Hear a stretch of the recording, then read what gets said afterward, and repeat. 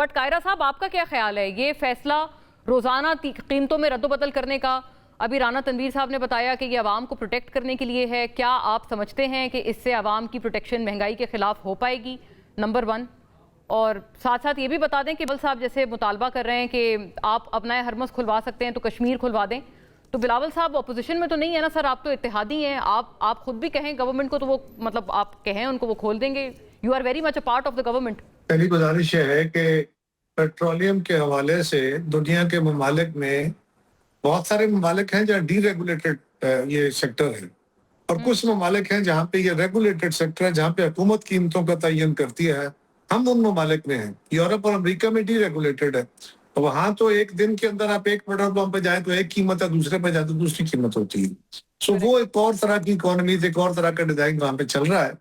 پاکستان میں کیونکہ لوگ عادی ہیں ریگولیٹڈ اکانومی کے تحت یا سیکٹر کے تحت، سو ہمارے ہاں پہلے مہینے بعد پھر 15 دن بعد، آج کل ہفتے بعد قیمتیں تعین ہو رہی تھیں. لیکن اس پہ گورنمنٹ نے جو بیسیکلی میرے خیال میں، مجھے حقیقت کا تو سارا نہیں پتا، لیکن میرا خیال ہے کہ گورنمنٹ کے اوپر جو پہلا دباؤ آیا وہ یہ تھا کہ جب 15 دن کے بعد قیمت بڑھتی تھی یا ہفتے بعد بڑھتی تھی، ان دنوں جنگ کی وجہ سے غیر معمولی صورتحال ہے اور ایک دم رائز زیادہ ہو جاتی ہے، اور حکومت کو جب 15 دن بعد یا 10 دن بعد یا ہفتے بعد قیمت میں 15-20 روپے 25 روپے ایک دم بڑھانے پڑتے ہیں تو وہ لوگوں کے اوپر ایک دم ایک بم کی طرح گرتا ہے. لوگ اس پہ احتجاج کرتے ہیں، اور اس کا ایفیکٹ کم کرنے کے لیے کہ اب وہ گریجول ڈیلی لیول پہ جو چیزیں ایڈجسٹمنٹ ہوں گی وہ قیمت کریں گے تو یہ گریجول ایڈجسٹمنٹ ہوگی. ہفتے بعد جا کے وہی آ جائے گی ٹوٹل قیمت، لیکن ڈیلی کا امپیکٹ کم ہوگا.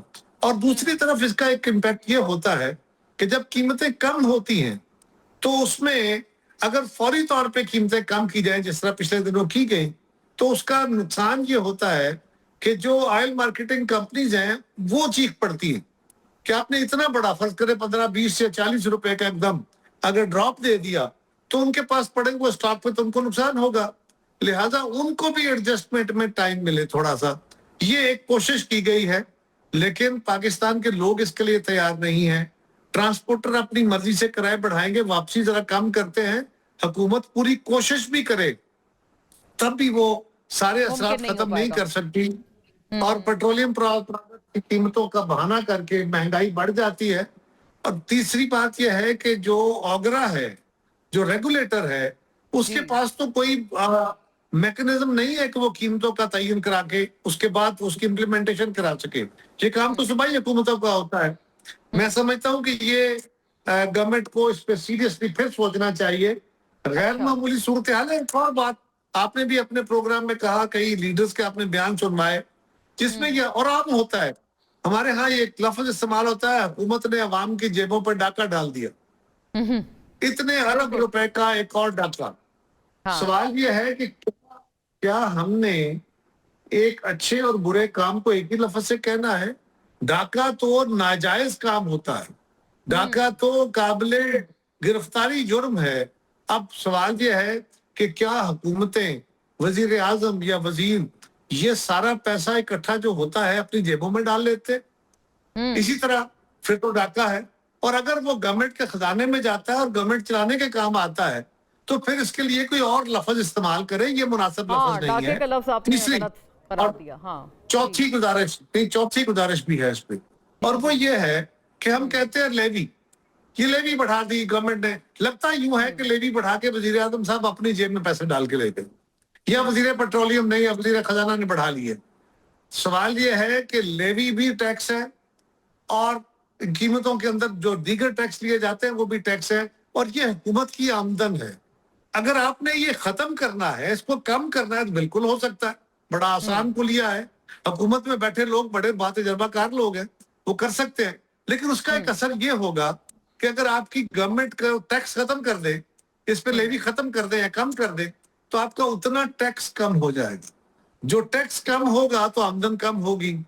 اخراجات پورے کرنے کے لیے پھر آپ کو قرض لینا باتیں پڑے قائرہ گا. صاحب کب ہوتی تھیں؟ جب آپ لوگ اپوزیشن میں تھے اور مہنگائی مکاؤ مارچ نکلتے تھے تو یہ اتنی سمپلسٹک بات تو نہیں ہوتی تھی. اور یہ جو ڈاکے والا لفظ ہے، بالکل آپ درست فرما رہے ہیں، ذرا زیادہ ہے، لیکن یہ آپ بھی مطلب تند و تیز تنقید کرتے تھے جب آپ کے ناقدین مہنگائی کرتے تھے. میں کہہ رہا ہوں ہو سکتا ہے میں بھی کرتا رہا ہوں، لیکن اگر میں نے غلطی کی تھی تو مجھے اپنی تصحیح کر لینی چاہیے نا.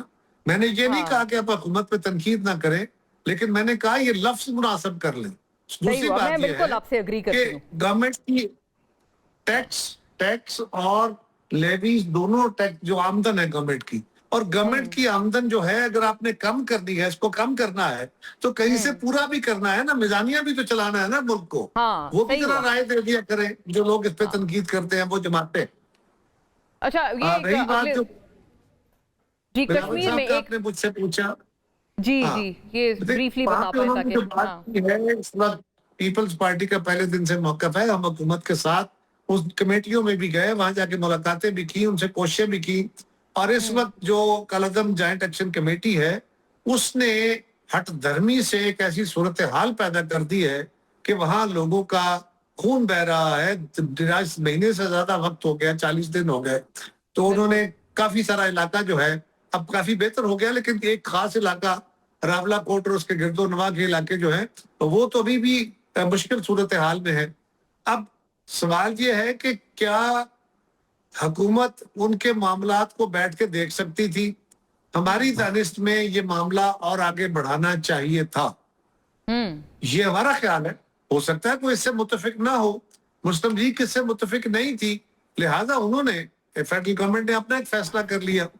لیکن اگر الیکشن کا فیصلہ ہوا ہے, ہم الیکشن کے ساتھ ہیں. ہم کہہ رہے تھے الیکشن پوسٹ پون کریں, حالات کو ٹھیک کریں, لیکن اگر گورنمنٹ ادھر گئی ہے ہم صاحب وہ عرض ہے نا کہ دیکھیں آپ کہہ رہے ہیں کہ جوائنٹ ایکشن کمیٹی نے یہ کام کیا اور ان کے وہ کالعدم کمیٹی انہوں نے خون خرابہ بڑھایا, بٹ یہ تو بلاول صاحب ان سے تقاضا نہیں کر رہے کہ آپ کشمیر کھولیں, وہ گورنمنٹ سے تقاضا کر رہے ہیں. تو اس لیے تھوڑا سا یہ بلاول صاحب نے نہیں یہ درست رائے نہیں ہے.